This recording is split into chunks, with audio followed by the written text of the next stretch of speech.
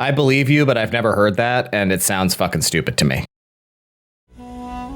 Welcome back, citizens of De Niro Nation, to Our Hero De Niro, the only podcast that is watching and recapping Robert De Niro's entire filmography in a random order. I'm Mike, and with me as always is my co-host Mike. No relation, as ever. And today we're talking about the 1998 American neo-noir action thriller Ronin, directed by John Frankenheimer and starring Robert De Niro.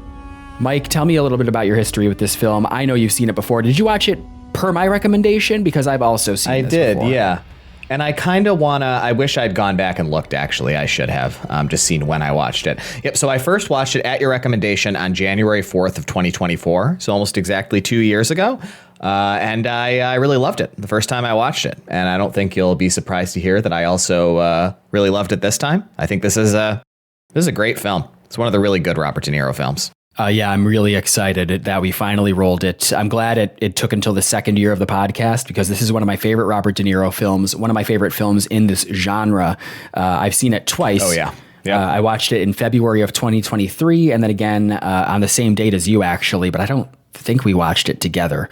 No. I don't think so either. That's interesting. Yep. So it was really nice being able to watch it again, nearly a year later to the date for this podcast. For those who don't know, nearly 2 years later to the date. Oh shit, that's right. It's 2026 now. Oh my God. So for those who maybe aren't as knowledgeable about late 90s action espionage thrillers, Ronin was the last well-received film directed by the late, great John Frankenheimer, and it was written by John David Zeke and David Mamet. I read that the final script is a bit contentious. I guess John Frankenheimer originally stated that Mamet rewrote most of what John David Zeke wrote, but later walked that back and gave the full kind of credit to John David Zeke. I don't know, but I really like the dialogue in this film. I really like the fleet pacing of the script. So I think, regardless of who's primarily responsible, I think it works exceptionally well. I agree. It's a really tight script. It also has an incredible ensemble cast consisting of Robert De Niro, of course, the reason for the season, Jean Reno, Natasha McElhone, Stellan Skarsgård, Sean Bean, and Jonathan Pryce. I love Stellan Skarsgård in this film. He's amazing. This is one of his best, in my opinion. Yeah, that's interesting. They're all really great in this film. Do you think, did he kind of stand out to you or? Yeah, it's him and De Niro and McElhone for me are the people that I really find moving. I really love how. Let's talk about it as we go through the film. I really want to seize on Skarsgård's performance a little bit because I found it really striking this time. It's something that I really appreciated, I think, more on second viewing, kind of knowing what was going to happen. I was able to notice more nuances of his performance. It is the standout for me, besides De Niro. This is a towering Robert De Niro performance. He is incredible in this film. It's awesome. All right, I'm excited to get into it. But before that, just a little more background on this movie before we hop right into the recap and discussion. The film is about a team of former special operatives who are hired to steal a mysterious, heavily guarded briefcase while navigating this maze of shifting loyalties. And the film's legacy is really for its car chases. It's regarded for having one of the best car chases in cinema history, up there with films like Bullitt and The French Connection. But I think the film really succeeds beyond that. So I'm really excited to talk about this. It was a moderate box office success, but I think it's become more of a cult classic. And I'm certainly part of that cult. So do you want to just get right into Ronin? I do, baby. Let's do it. Let's do it. So we start out with some opening text, kind of setting the flavor for this film. And it says, in feudal Japan, the warrior class of samurai were sworn to protect their liege lords with their lives. Those samurai whose liege was killed suffered a great shame, and they were forced to wander the land, looking for work as hired swords or bandits. These masterless warriors were no longer referred to as samurai. They were known by another name. Such men were called Ronin. Then we open up in Paris. We see Robert De Niro pretty early, which again, this is great because this is an actual Robert De Niro film. He's wearing one of those like newsy caps, pretty fun, dapper look. And it's nighttime in Paris. He's waiting at the top of some stairs, and we get our face reveal nice and early at 1:09. So he watches Natasha McElhone, who plays the character Deirdre, walk into some sort of tiny little ground floor bar. and there are a couple of guys in there. So we're establishing the crew for this job. None of them know each other, so this is kind of the first meeting. Jean Reno also walks into the bar, and there's also like some guy kind of chilling at one of the tables smoking a cigarette, because this is, Paris in 1998, and I assume everyone was doing that all the time. But De Niro doesn't go in so quickly. He kind of surveys the joint. He pulls out a pistol and hides it behind some crates behind the bar. And then he finally walks in. He's told that it's closed, but he says he just wants a small drink. And eventually they all exit the bar through the back, and they go into a van. I just want to say, I'm surprised you didn't reference it. Occasionally, you'll send me a post from the Twitter account, what is it, Certified Smoker Movie or something, or what's the account called? Oh, yeah, hold on. I feel like this is one of the ultimate, certified smoker movies. There is, I'm probably exaggerating a little bit in my mind, but I feel like on the screen, someone is smoking a cigarette between 35 and 40% of the frames of the film. It's unbelievable. Yeah, well, so I wanted to give credit where it's due. The account is at Cigarette Movies, and it provides hourly pics of movie cigarettes. And when there's a film like this film, or like a complete unknown with a lot of cigarettes in a film, they'll call it a real smoker movie, which is always really entertaining. A real smoker movie. Yeah, that's so fun. Yep. Yeah, this is one of the big ones of all time in my experience. I mean, that's just because they were shooting in France. That's just how it is over there. And I'm not castigating it. I mean, and also I think that nicotine it's really good for cognitive function, especially the kind that you would need to do if you were doing this kind of heist. So as long as they're not overdoing it, it's probably making them more effective doing what they're doing. It heightens your mental acuity and your decision making rate. Maybe we should be hopped up on nicotine when we record this podcast. Yeah. Maybe let's get some Nicorette. Oh my God. Yeah. We still haven't done that. I'm jonesing. So it's nighttime, and the van drives into this really big warehouse. This is going to be the meeting location for the heist crew, essentially. So the crew gets out, the people from the bar. So we have Robert De Niro, who plays Sam, Jean Reno, who plays Vincent, Natasha McElhone, who plays Deirdre, and Skip Sudduth, who plays Larry. He's the team's driver, and I read that he actually did a lot of the vehicle stunts in the film, which is super cool. I guess he's been in other John Frankenheimer films. Yeah, super cool. He has a good presence too, so he fits right in with this crew. But he's awesome. Yeah, they exit the van, and there are two other people there in the warehouse. We have a young Sean Bean and Stellan Skarsgård. Everyone here looks like they're dressed pretty normally, except for Skarsgård. He has kind of a real nerd vibe. So I love that, right? I love his nerd vibe. Yeah, the contrast. We'll talk about it more as we get on. Yeah, I mean, I love that about. So if you think about heist films, right?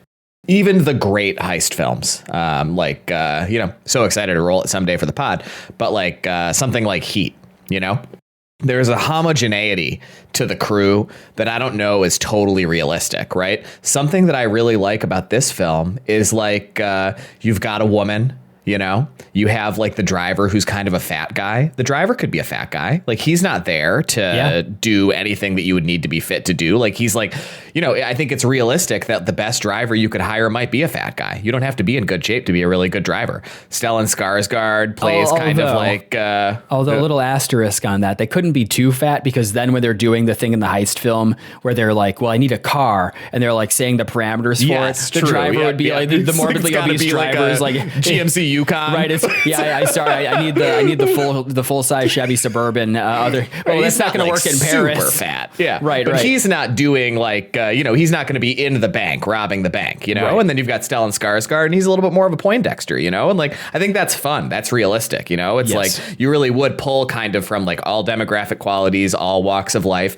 And that's one of the things that I really like about this film as a heist film. Is it all just feels so real. Everything about it feels very realistic in a super cool way. Yes, and not to get into it in too much detail now, but that is certainly one of the reasons why I love this film so much, is it feels like one of the last examples of this sort of classic action thriller. They truly do not make them like this anymore. It was all shot on location in France. The stunts are real. The action is real. It's shot on film in a very naturalistic, almost documentary style way.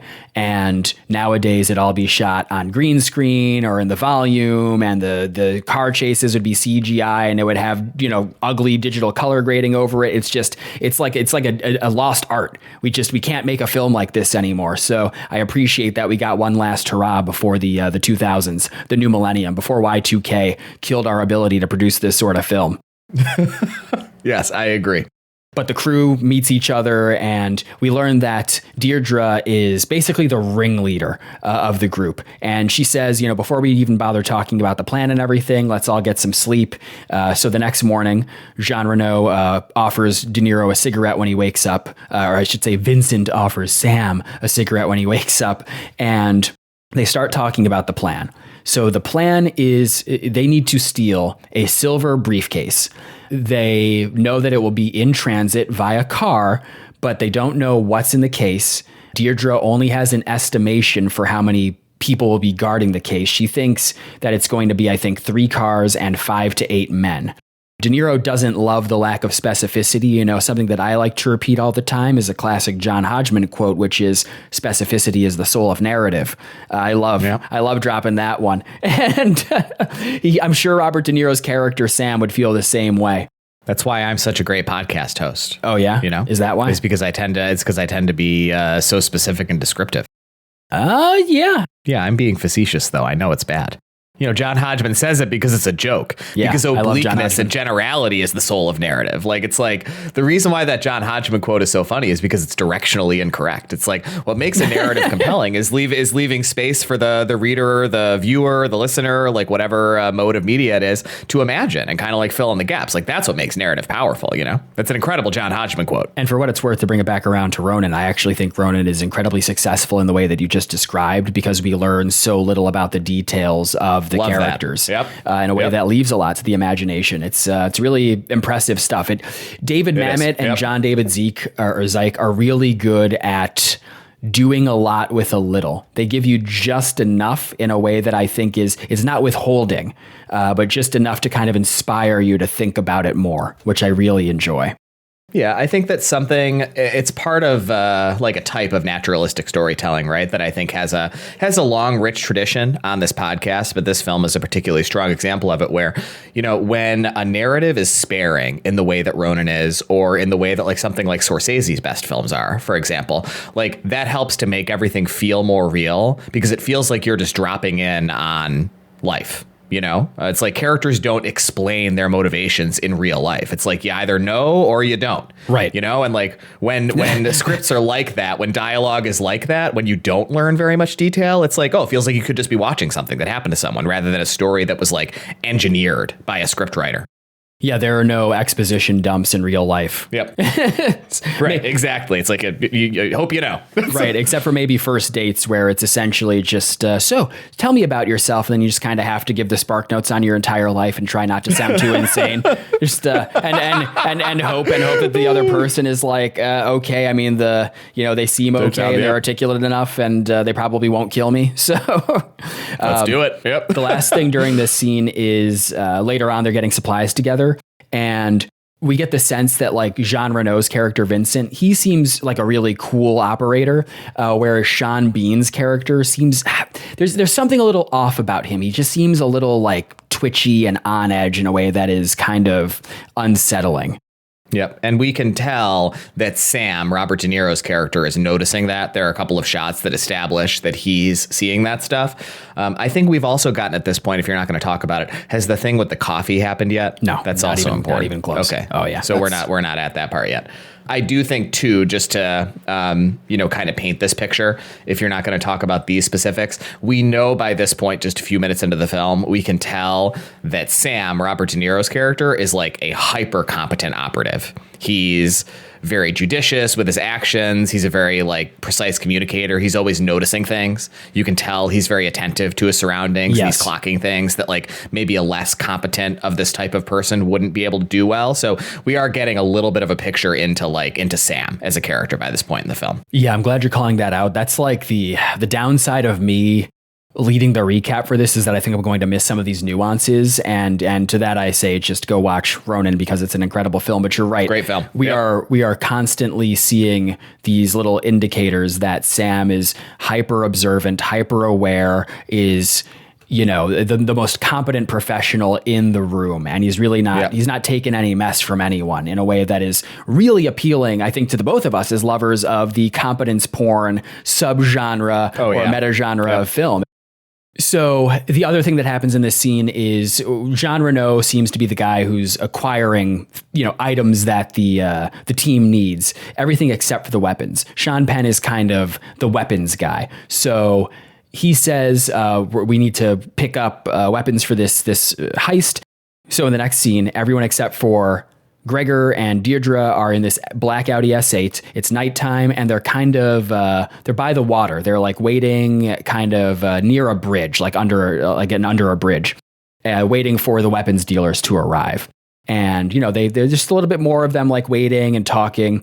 And throughout the conversations in this film, we really never learn much about any of these characters' backgrounds. They are deliberately obtuse with each other. The dialogue is very brusque, and Robert De Niro, he's a little flippant. People ask him if he's like ex-military or whatever, and he just always has like kind of a smart answer. Like somebody asked him at the beginning, right? It's like it's in the trailer, so it's on my mind because the trailer started playing after the movie finished. If he's ever killed anybody, and he says, "I hurt somebody's feelings once." Like he never answers a question earnestly. He has some quip that no one is intended to take seriously every time. Like he wants them to know that he doesn't want to tell them anything about himself. That he's always going to make a joke if he's asked a personal question. Right. If you want to learn more about me as a person and my taste, then understand that essentially the character Sam, it's like what if they created Mike Back At You's ideal movie protagonist in a lab? What if they grew him in a vat and he's just like hyper competent, hyper cool, a little just smarter than everyone else around him, and quippy, in a very like flippant, jokey kind of way. I'm like, oh, I love this guy. It's really fun. I wish I was him. And I definitely romanticize. We're going to get back to the recap momentarily. I thought about this though after I finished Ronin last night, because we've been getting, some gangster related De Niro stuff. And De Niro, obviously, he does a lot of gangster movies and he does a lot of like action thriller kind of movies. I think I romanticize this sort of heist picture a lot more than I romanticize the gangster stuff. Like, yeah, it'd be cool to be a wise guy, but that's like such a dead, lost period in American history. I don't know. I don't feel a super close to, like, I don't feel a strong desire to go back in time and be that kind of person growing up in like the Bronx in the 60s and being a part of the mob. Whereas I love all of this shit. It's like catnip to me. I want to roll up in a van in the middle of like a rainy night to some decrepit old abandoned warehouse in Paris or outside of Paris and have to sleep on the floor on like a fucking, cot or whatever. And, drink black coffee the next morning while we try to conceptualize how to hijack a fucking briefcase that's in transit. I love that shit. I wish that was my life. I'd probably hate it after about one day, but I know that I hate it. But in my head, I'm like, I really want to do this shit so badly. Oh yeah. I think, it'd be a very different dynamic if, like, instead of Robert De Niro and Jean Reno, it was like you and me being pulled into this, heist.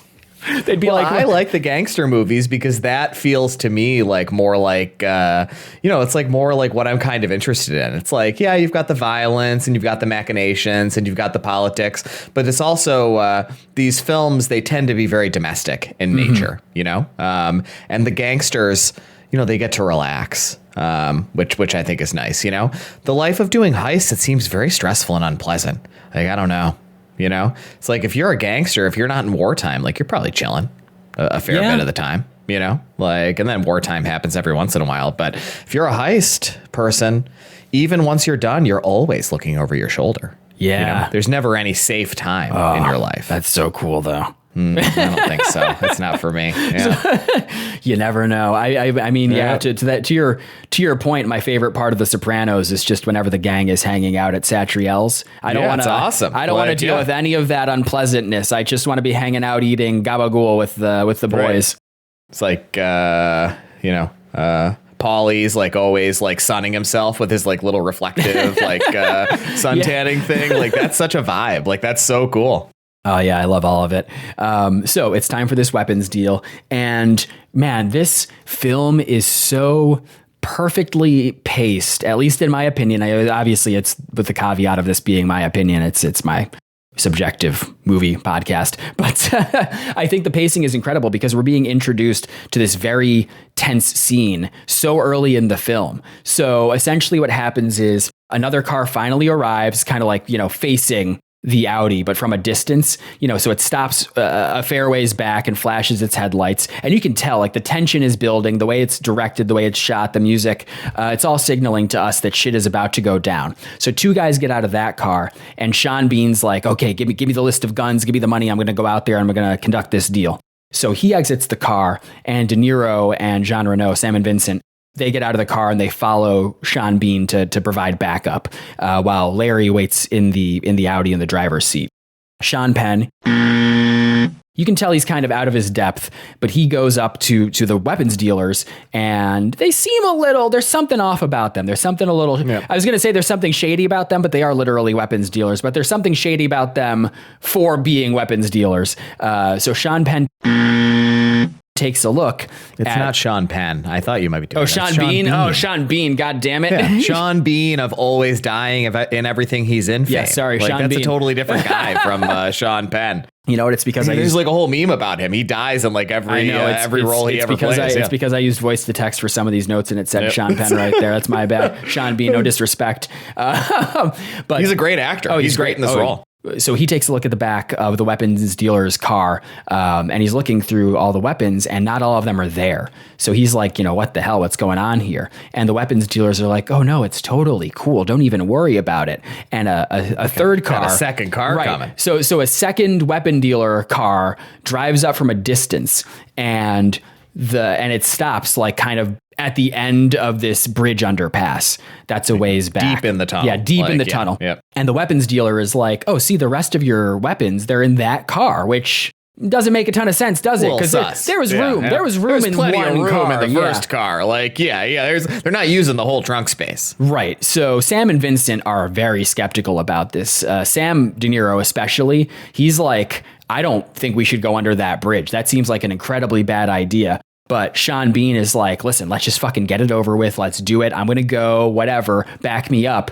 And he starts walking in there and Sam talks to Vincent and he's like, listen, I don't think any of us should go in that tunnel. That's a really stupid idea. Like, we'll be sitting ducks. We can't defend ourselves.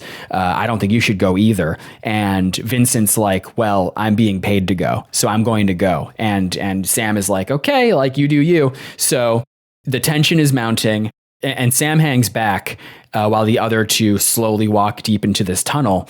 And what happens is a barge floats by down the river, like next to this, like where they're all kind of parked.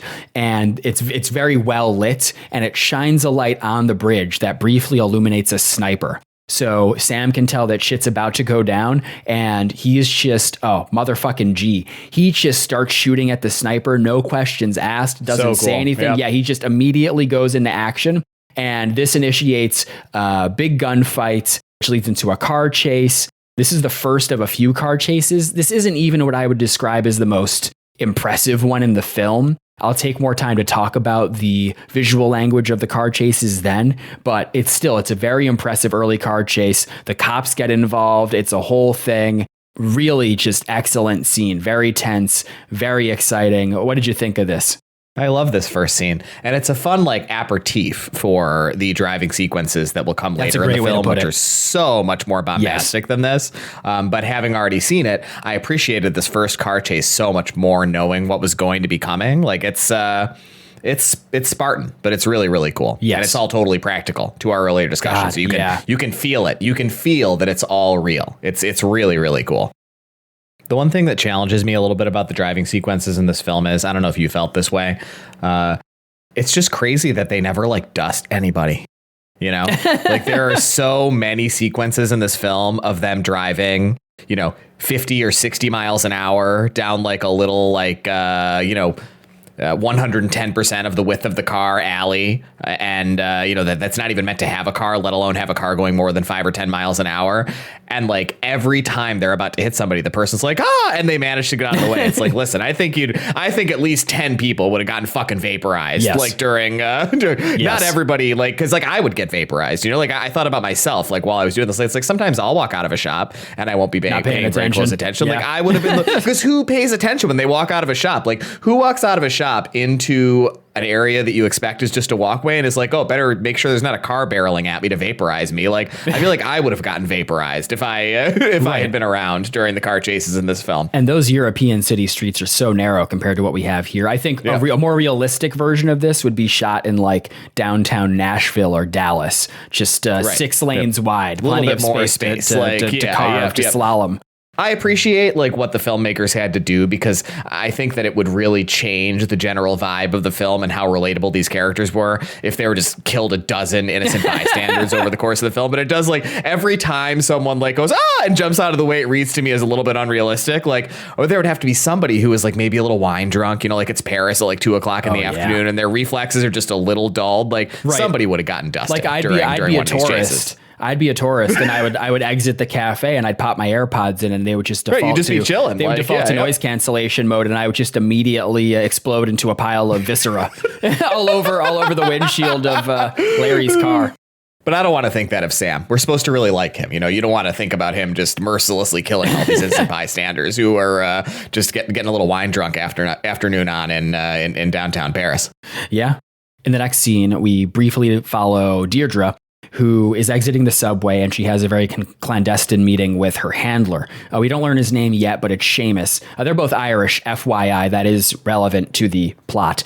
But he explains to her that a group of Russians want to intercept the briefcase imminently. So the team is going to have to move faster than originally anticipated, despite Deirdre's objections. She says the team isn't ready yet, but tough luck. That's how it is in a heist film. So back at the warehouse, Deirdre says to the team that they should expect to see 3 cars in a convoy. And De Niro, Sam, is upset that he's asking what is in the briefcase. He wants to know all of the variables and he is not being told. So he plays hardball in this moment and negotiates for more money. He says, listen, if this is going to be amateur hour and you're not going to tell me all the relevant details about like what's in the briefcase, who's holding the case, how is it being held to the person, et cetera, then I want a lot more money and I want some of it up front. So she kind of walks off to the side to make a call to negotiate for that. And critically, the amount he asks for is a lot more. Oh, yeah. They were going to get paid, I think, $40,000 total for the job. And what he asks for is $200,000, $100 up front and $100 at delivery. So it's like, a 5-fold increase. Like, it's not like he asked for like another $1,000. Like, he's starting to feel really unsafe about this. He wants a lot more money to do this job. Yeah, I mean, that's the thing with these heist films, right? Is once the plan changes or whatever, maybe you should just walk away. But It's not going to happen here. We have to have a movie. So a pivotal scene coming up right here. While Deirdre is off to the side making her phone call, Sean Bean gets up and there's kind of like a whiteboard in this area where they're all kind of hanging out. And he starts mapping out this diagram of what it's going to look like because it's essentially going to be an ambush. They're going to have to ambush the convoy to steal the briefcase while it's in transit. So he plots out this diagram, essentially like narrow road, with like 2 shooters on opposite sides, so that when like the car comes through, they can just kind of like fire at it and incapacitate the car. And Sam sees this and he's not having this. You can tell he feels the way about this that I feel in my grad program when some of my classmates start talking in class, where you just sort of like kind of get a little face. I can tell that I'm getting a little like scrunchy face and I'm thinking to myself, like, the fuck is this person talking about? So Sam, he gets up and he's drinking like a mug of black coffee and he sets it down on a side table. And he walks up to Sean Bean and he wipes the diagram off and he says, draw it again. And Sean Bean's like, what the hell, man? Like, why? Yeah. And he's like, do it again. He's being kind of aggressive here. So Sean Bean, he's like, I don't understand. Like, what's your problem with me? So De Niro explains, Sam, he draws it out again and he says, what are you talking about? If you have both of the shooters on opposite sides of each other, then when the car drives through, the shooters are going to shoot each other. Like, what the fuck are you talking about? Like, that makes absolutely no sense. And he basically goads Sean Bean into, because like Sam is unarmed, Sean Bean has a gun. He manages to get a rise out of Sean Bean and goads him into like making a move. And he manages to disarm Sean Bean and basically holds him over like the railing in this warehouse and calls him out on his basically lack of ability. Sean Bean walks back and trips kind of like into the cup of coffee and it spills on him, which is what allows De Niro to take the pistol. And he tells him, he's like, I just ambushed you with a cup of coffee. And after that, like later that night when the team departs to move to their next location, Sean Bean is dismissed from the team. He's compensated by Deirdre and he's basically told, see you later. And, you forget you ever knew us. Anything else you want to say about that? I mean, I would just add a couple of pieces of extra context to this scene. So number one, he doesn't just erase the diagram on the board and ask him to redraw it to demonstrate how stupid he thought the plan that's right. was. There's like a whole other He's component also to this trying scene. to show that he won't remember the diagram. He doesn't just erase what he's drawn. He also erases what Deirdre had drawn about what the map was of the area. So he's trying to demonstrate to everyone that like Sean Bean is kind of stupid. He doesn't have as good a memory. He's not as observant as the rest of the team is. That's the first part. And the second part is because this is a great Sam character moment. Yes. So Sean Bean's character is supposed to be from the SAS, the Special Air Service in Britain, whose base is at Hereford. And so while he's trying to demonstrate to the team that Sean Bean is a fake, he interrogates him and asks him what color the boathouse at Hereford is painted. And he can't say it because he doesn't know because he's faking it. He stammers through it. And then later, I think Vincent asks him, what color is the boathouse anyway? And he's like, I don't fucking know. Why does it matter? So it's just like how a the fuck great, should I like know? Sam is like an incredible bullshitter like moment where it's just like, he knew he wasn't going to know. So he didn't even have to know. It's like incredible. he knew that would work. You know, it's so cool. Oh man, really great character beat. You're right. Well, now we move to Nice. And they're hanging out in their next kind of, hideout. And De Niro's reviewing photos. And he's kind of talking through, he's trying to conceptualize how they're going to do this. And another great kind of Sam quote, he says, you're either part of the solution, part of the problem, or part of the landscape. And he's trying to figure out how the ambush is going to work and talks about, essentially, I believe that the people who have the briefcase are going to be moving from a hotel to a villa. And that's when they're going to snatch the briefcase. Yep. He wants to know how good the briefcase's security detail is, and Deirdre doesn't know. She doesn't have information on that. So he says he wants to find out. So in the next scene, he and Deirdre, they pretend to be a couple of tourists, and they basically walk into the hotel where the briefcase is. So in the next scene, Sam and Deirdre are pretending to be tourists, and they go into the hotel where the briefcase is. So they're hanging out in the lobby, just chilling, until eventually the posse with the briefcase exits some sort of meeting room, whatever, and they're also in the lobby. So we get a scene where De Niro, playing the tourist, he has his SLR, big film camera, and he asks some random person to take pictures of him and Deirdre, presumably vacation photos or whatever. But he makes a point to frame it in such a way where the briefcase and the convoy is in the back of it, like the background of the photos. And it's a pretty funny scene. Like you skipped the coolest thing about this scene. What? Before he has the guy take the photos, he angles himself facing the convoy as they're exiting the hotel. And he has the camera and makes this big show of like, all right, see, this is focus, this is shutter, this is like, and he's taking 50 fucking photos while he like very smooth talks to the guy. He's like, oh, it's easy. And anybody looking on would just think that he's just showing him how to use the camera. It's so cool. Yeah. So he also, he has the tourist take pictures of him and Deirdre, but then he steps away briefly while the posse kind of walks outside, by the entrance. And he goes and he basically triggers a loud noise so that when this like item drops and hits the ground, he's able to observe the security detail go into action and defend the briefcase. So he like takes some pictures of that too. So he's able to get that information on how strong the actual security detail is. Super cool, really smart stuff. Yeah. This is also just another great character moment. Like he's so smooth talking and so cool that at the end of the photos, he wants to control one of the photos. He wants to take one himself. And so he asks this random stranger, oh, now you pose for a picture with my wife, which is like such an insane thing to say that you want, but because he's just like, he's talking so fast, he's so quick on his feet that he's just like able to get the guy. And you can tell like it's a really cool moment in the film where like the guy's just a little bit confused, like why he's posing for this picture, but he's going to do it because, you know, like you go along when somebody with that forceful of a personality asks you to do something. And it's another great like Sam character beat. Yeah, I totally agree. So back at the hideout, Sam says that he'd really prefer, like he doesn't feel comfortable with the parameters of this job. I guess the security detail is greater than what they expected. So he says he'd really prefer to have 2 more people on this job. But Deirdre says that's not possible. So it's going to move ahead with what they've got. Sam and Deirdre go to do some nighttime surveillance on the villa, and they have some time to get to know each other. A cop drives by, so to look less suspicious, Sam plants a big old smooch on Deirdre, and she ends up being into it. So it's implied that they bone down in the car in this scene. And so I must ask, how many pumps do you think you could last with 1998 Natasha McElhone? Oh, damn. That's a great question. You know, this is obviously a reference to the Our Hero De Niro pump number, our proprietary formula. I just think she's so much hotter than 90s era Gwyneth Paltrow. Like, this is like close to the hottest a woman could possibly be, her in this movie for me, I think. She is super hot in this film, for sure. And I think she's like about a little, probably late 20s in this film. There's definitely an age gap between 29. Her and De Niro in this one. I think she was born in 68 or 69, so she's probably about 29 years old. That's a really tough question. I mean, it wouldn't be a high pump number, that's for sure. But, you know, her proprietary formula.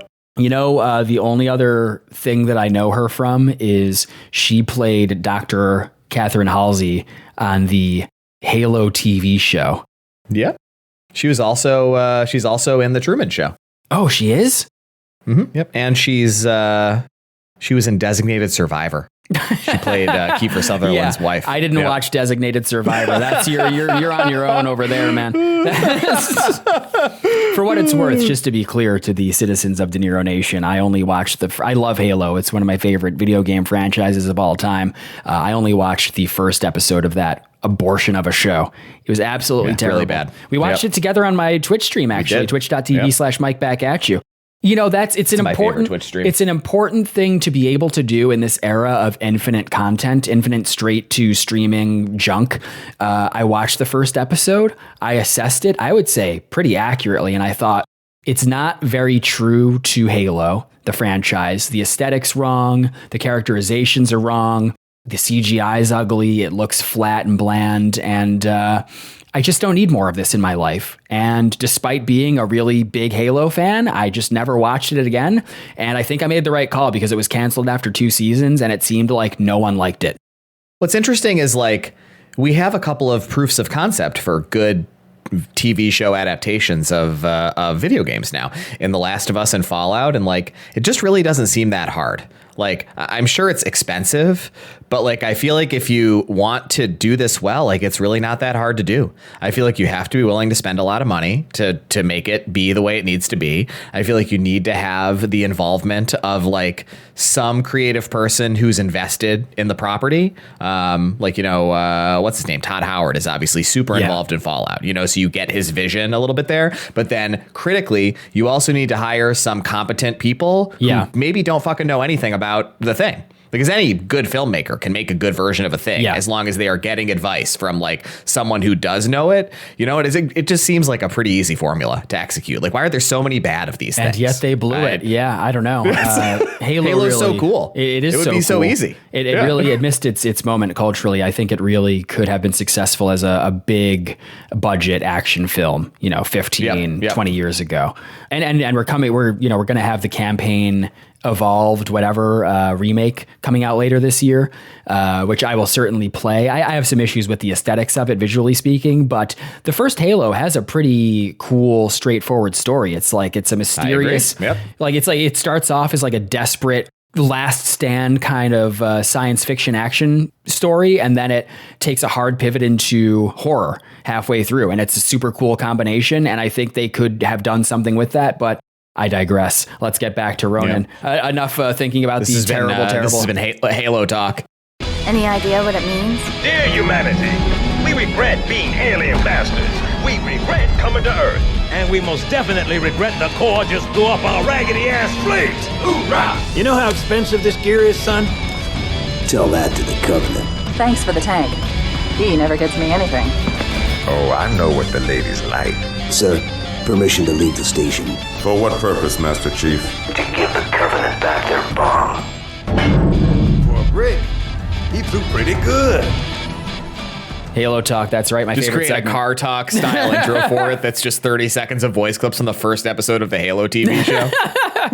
I'd probably take quotes from the actual video games that don't suck ass. I know, but that's just so much less funny. Listen, man, that's a revered franchise for me. Okay, there's some things you don't joke about. So the next day, Stellan Skarsgård is hanging out in the back of their like white. They call it an RV. Kind of looked like more of a full size van to me, but whatever.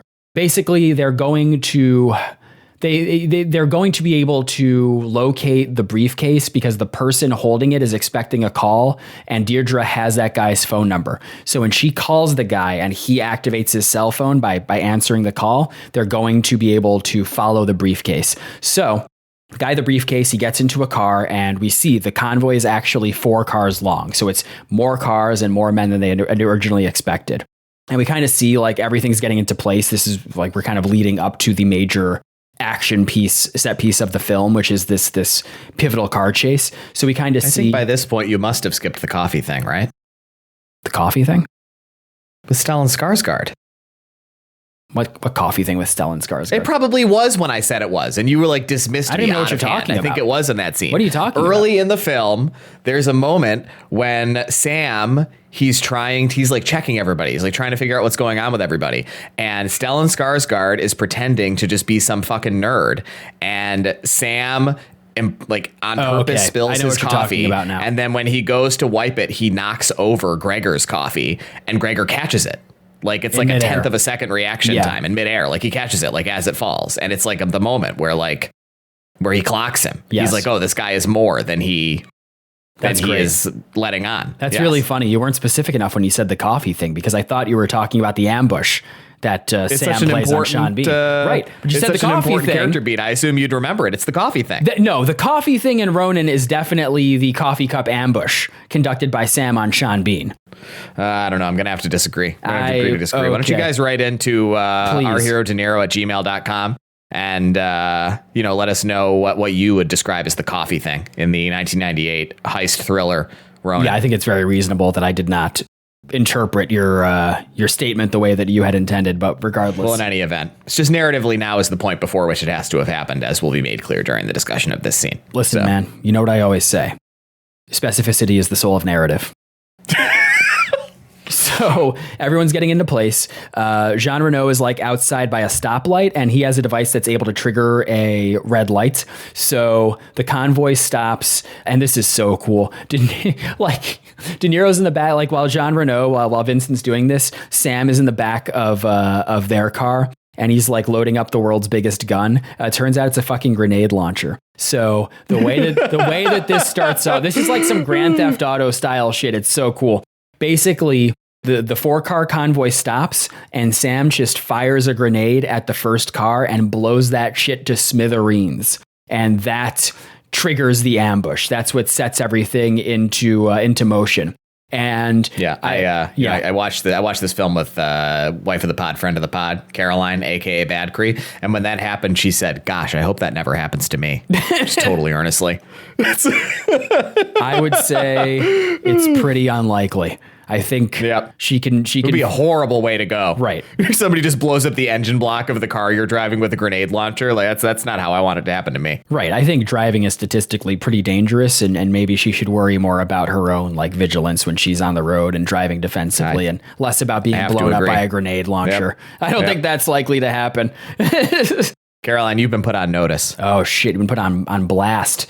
So I guess what do I want to say here? It's basically the coolest car chase ever. It's definitely we're in rarefied air here. This is among the coolest, best car chases in film history. So is there anything you would like to say about it? Because I don't want to get into the specifics so much. I guess all I'll say about how it goes is the chase starts out in sort of this small coastal town. It looks honestly like the environment in Forza Horizon 2 for my Xbox fans out there, whoever played that game back in the day. And it moves into the countryside and it moves into downtown. And it's just, it's a real hoot. But do you have anything to say about it before I kind of talk about it? Yeah, no, I mean, it's long, but it doesn't overstay its welcome. Like, that's kind of all you need to know about it, is that it's like a very long car chase scene and it never feels boring in spite of how long it is. It like traverses, to your point, so many different environs, so many things happen. There's so many like character moments during the chase, so many obstacles the characters encounter and like cool stunts they have to perform to like outwit these obstacles. I love cool and like stunts. It's just it's fucking awesome. It's so cool. Yes. I think that it's so interesting when you watch a scene like that an action set piece that's totally wordless, because it's doing so much with the cinematography, the visual language, and the audio is really just the audio of the car engines and the gunshots. Yeah. But the way it is shot is so clinical, so precise. I mean, this could be taught in film schools, how to shoot a car chase 101, because there are all these things that I think, the movie watching audience might not consciously consider, but there is such professionalism to how the chase is paced, the visual language of it, the rhythm of it. You're right. It doesn't overstay its welcome.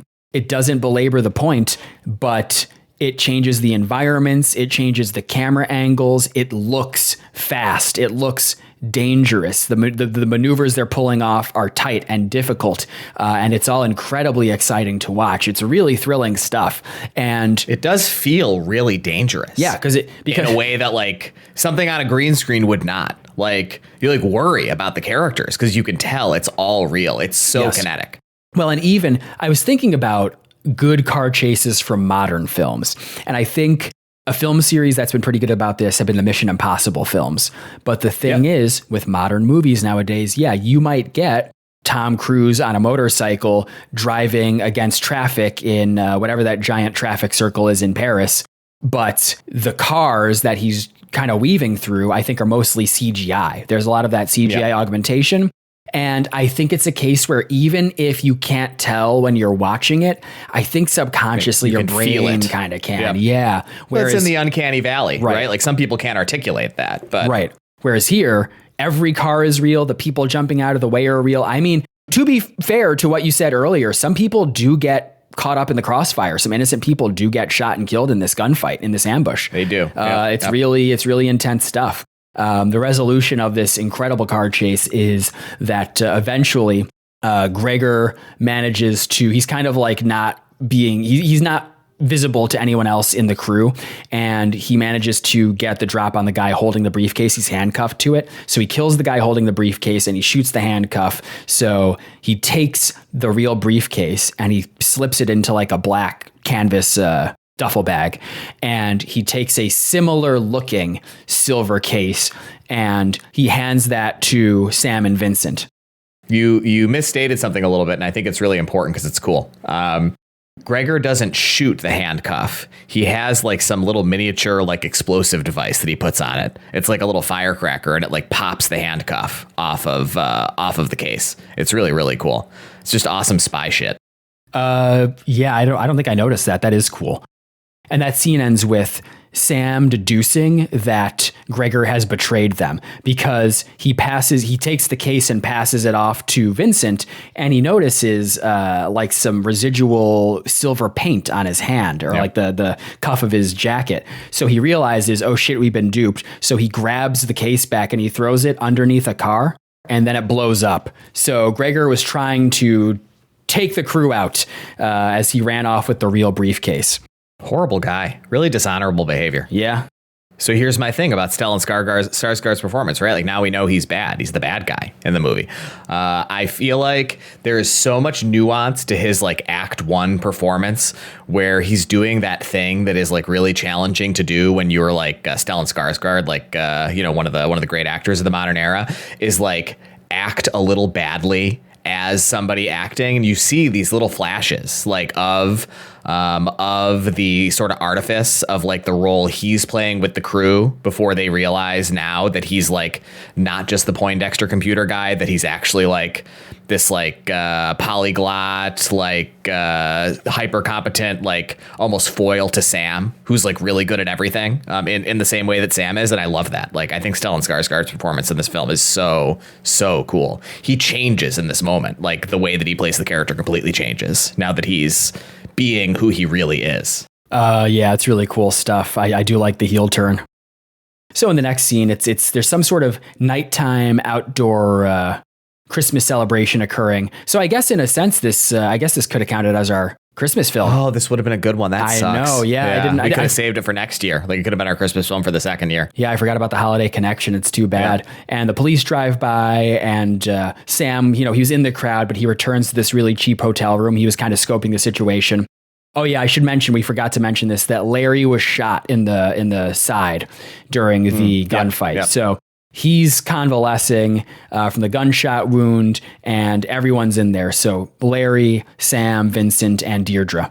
And they come up with a plan to triangulate Gregor's cell phone, which maybe people didn't think about as much in 1998, but I feel like you would want to get a new cell phone. Throw it away. Yeah. Yeah. Yep. Yeah. Instantly. You would tell your like criminal contact or whatever, like, hey, I'll have to call you next time because I'm going to buy a new cell phone. But maybe you couldn't buy burners the same way that you can nowadays. You can go into any convenience store, get a prepaid card. Sure. Yeah. I don't know. I think you could, right?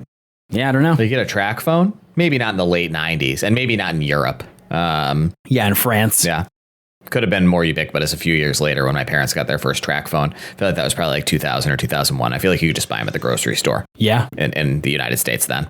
During the day, Natasha's handler, Seamus, gets into a Jeep Cherokee, and it turns out that Gregor is the driver. So they're in cahoots with each other. So they're both bad guys. And it's a pretty tense scene because Gregor, as an intimidation tactic on Seamus, he basically he pulls up to a playground where a bunch of kids are playing, and he threatens to shoot a little girl in the head. And Seamus stops him at the last second by kind of bumping the gun. They're basically negotiating, because Seamus is supposed to pay Gregor for the briefcase. But when Gregor opens the briefcase that's supposed to be full of money, he sees that it's actually full of fake money. So there's a whole exchange where Seamus pulls a gun out on Skarsgård or Gregor. Seamus pulls a gun out on Gregor, and Gregor pulls a fast one on Seamus by kind of driving. He drives the car, and he blows his brains out, right? He kills Seamus. He doesn't kill Seamus. Who does he kill? Guy. Oh, yeah. It's the dapper gent. This character is unnamed. This made me laugh earlier. You might have noticed me laugh. Because when this guy first popped on the screen, he has an enormous top of his head. And I told Caroline that he reminded me of Roger from American Dad, and Caroline couldn't picture the character, and so I actually paused the movie to pull up a picture and show her, and we got a huge laugh about it. It was a great jump scare for her, seeing what the joke was that I was making. That is really good. And so I called him Roger whenever I talked about him. I will say, in the 3 times that I've watched this film, that has always been something that has confused me about the plot, because they look really similar. Yeah, I couldn't These tell two characters do. Because Seamus is the primary antagonist for the later part of this film, and I just didn't understand. I was like, wait, didn't he just die? But apparently not. It was a guy who kind of looked like Seamus, but he gets This confused me too initially, because they do look so similar. And so when Seamus popped onto the screen there, I don't think his character's been introduced yet at this point in the film. I don't think we've met Seamus.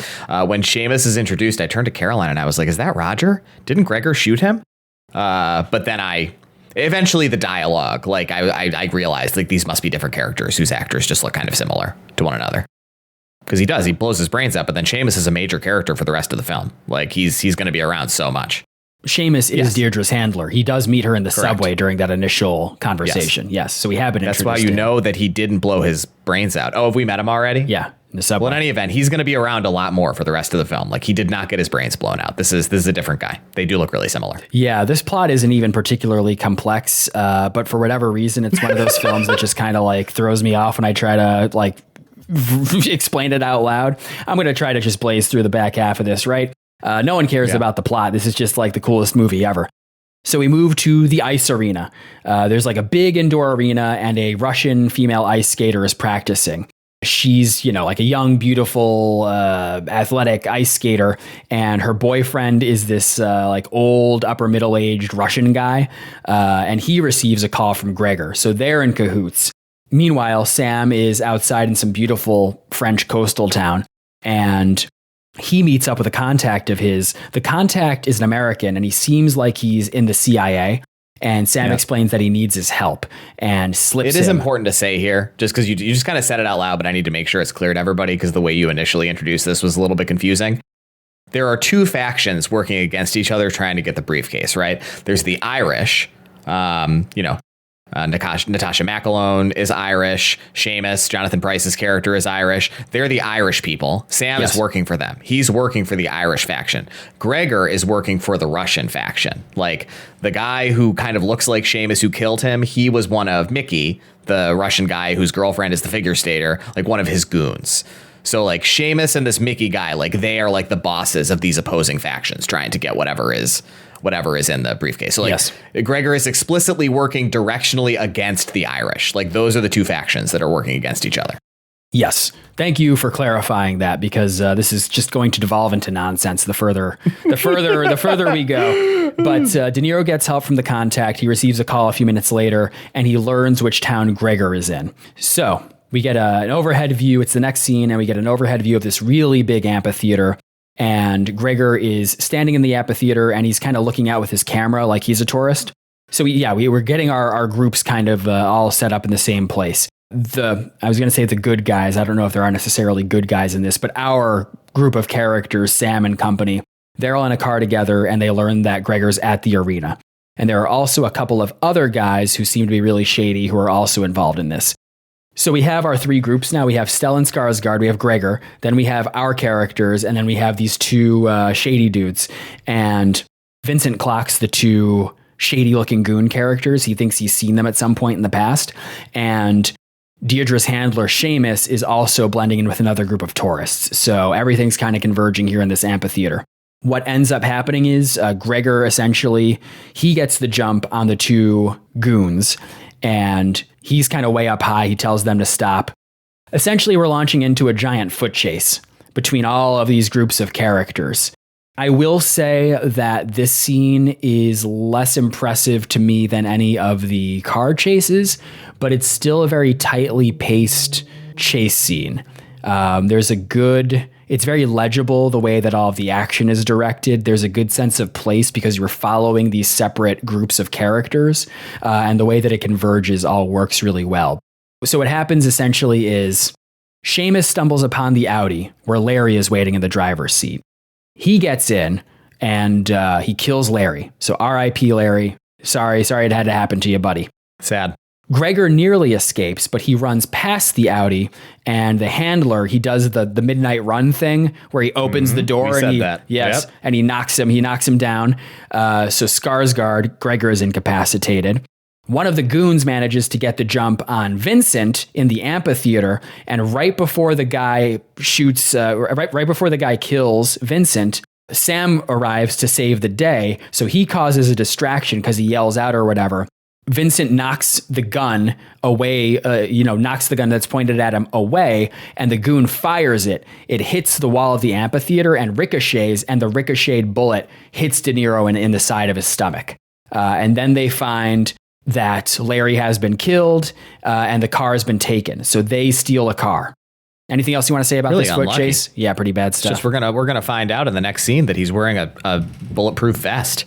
So the bullet hit him in like the 2% of his body that was exposed. It's brutal. It's very unlucky. Yeah, those bulletproof vests, they're not full coverage. That's the thing. It's tough. you got to be able to move. Yeah, they're it's covering a center cost mass benefit analysis, right? Like, if you could wear a suit of armor and you'd be bulletproof, but you're not going to be able to fight very well. Exactly.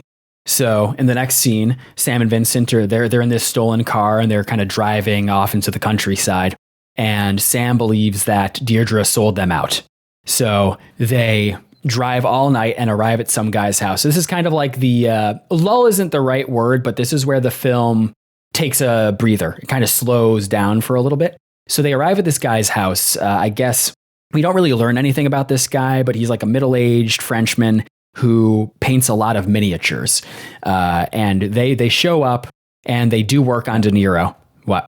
I got a joke here from Caroline. It's great. Let me look up what the name of the person was here.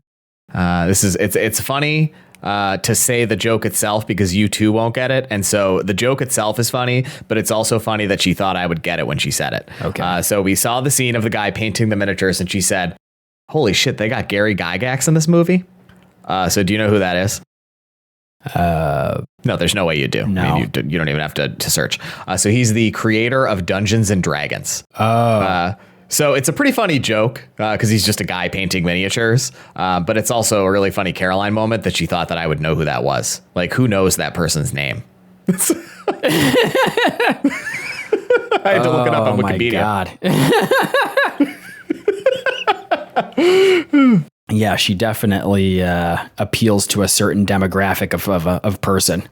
Yeah, they're probably the same people listening to this podcast. So I highly doubt that, man. You think if Caroline had a podcast, it would appeal to the same type of person who listens to our podcast?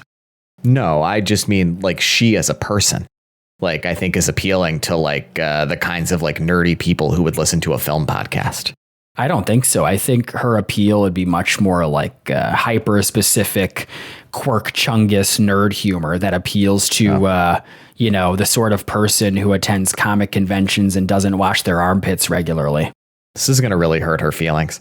Have we talked about quirk chungus recently? I don't think so. I don't think so. Right? That's so funny that this has come up twice in like a 2-week period. So within the past 2 weeks, Andrew told Caroline that she reminded him of Quirk Chungus, and she'd never seen the meme. She must have. Really I'm sure I've sent it to her. No, she hadn't. Yep. And so it's really funny that this is coming up twice in like 1-2 week period. When she listens to this, it's going to hurt her feelings. I'm going to have to like scour our message history because I don't think she necessarily fits the meme template, but she looks just like the woman in that drawing. So guys, go out there, Google Quirk Chungus and note that Caroline is a slightly darker skinned version of the woman in that meme. And honestly, you look kind of like the guy in that meme, just like... well, I mean, that's what makes it funny. Yeah. But, I think that Caroline has a much better body than the woman in this meme. Like, the Quirk Chungus woman, it's meant to be, I think, the body of someone who's got a really bad body, but isn't, like, morbidly obese. I think that's part of the joke. I don't know if I agree with that. I think the Quirk Chungus lady just looks like she has an average body. No, there's folds around the midsection. She's bending over. Visible folds. She's bending over. There would be folds if you have an average body. Maybe. I don't know if there would be. Do you understand body composition, like the way in which the human body can move? Yes, I understand. Okay, if you say so. If you say I've so. taken anatomy. Have you ever taken an anatomy class? No, but I've seen a few women naked. I'm really bad at that. Like, for me, I really struggled in anatomy because so much of it is rote memorization. And I'm really bad at that kind of like memorization of terms when I lack like the overarching context. Like, I feel like if you go to medical school, you're going to study the human body so much that you're going to build that framework to be able to do that memorization within. But like, if you're like not a scientist and you just take an anatomy class, you're going to really struggle to remember all those words for stuff in the human body. It's pretty tough. Yeah, I agree. I never took it, and I have no interest. It's interesting. Just, not for me. Hey, Caroline, write into the podcast, ourherodeniro@gmail.com, and let us know what you think about this whole Quirk Chungus situation. I don't mean it in a negative way. It's just, she's like a former video game developer adjacent person. That's the demographic. Yeah. It's just like, I don't know. That's play to your audience, Yeah, I suppose so. Why don't you write in, Caroline, to ourherodeniro.com and let us know. Yeah, don't do that because it's confusing. It's needlessly confusing to people. Well, it's just a callback to 3 episodes. Yeah, ago. I think it's I don't think you should do that callback, man. I think it's needlessly confusing. right. What if one person types in ourherodeniro.com and gets nothing? Well, we should probably get that domain, by the way, now that we're like a year into the podcast. Yeah, maybe. we probably should think about that. That's something to put on our list for the next few weeks. So De Niro's laid up in this I don't know, like big house mansion, possibly like Beautiful house. estate. Yep. And he is And awake. Gary Gygax, he created Dungeons and Dragons, so he's pretty well off. Yeah. Oh, yeah. It's a really mainstream kind of joke. He's awake and lucid while he literally. This is like another super cool thing that Sam does. He directs Vincent and Miniature Man to like how to work on him and like what steps to take for clearing the wound of blood and removing the bullet from the hole. So they successfully managed to remove the bullet. And what I thought was an incredibly tense scene because Vincent doesn't get the bullet out the first time he tries pulling. And oh God, it's viscerally upsetting. Really good stuff. Yeah, it is. And as soon as he removes the bullet, Sam confirms and asks if he's like, can you guys stitch me up without my help? And they say, yeah. And he goes, great, I'm going to pass out now. So, but he also says, did you understand this? He also notes before passing out that the bullet was sprayed with Teflon. What would that do? I didn't understand what the point of that was. Was it to make it harder to extract? Was it to make it so that it would go deeper into his body when they shot him? Like, he seems resentful that they used a Teflon coated bullet, but I don't understand what that is. Yeah, I'm not sure. And my only thought was that it would make it harder to remove from the body. Which maybe is why it took him a couple tries. Because Vincent seems also like a hyper competent person. Like he wouldn't, pretty high stakes situation. Like he probably wouldn't fuck that up. Like, guy's life's on the line here if you screw up badly. Yeah. So maybe it would make it harder to remove safely.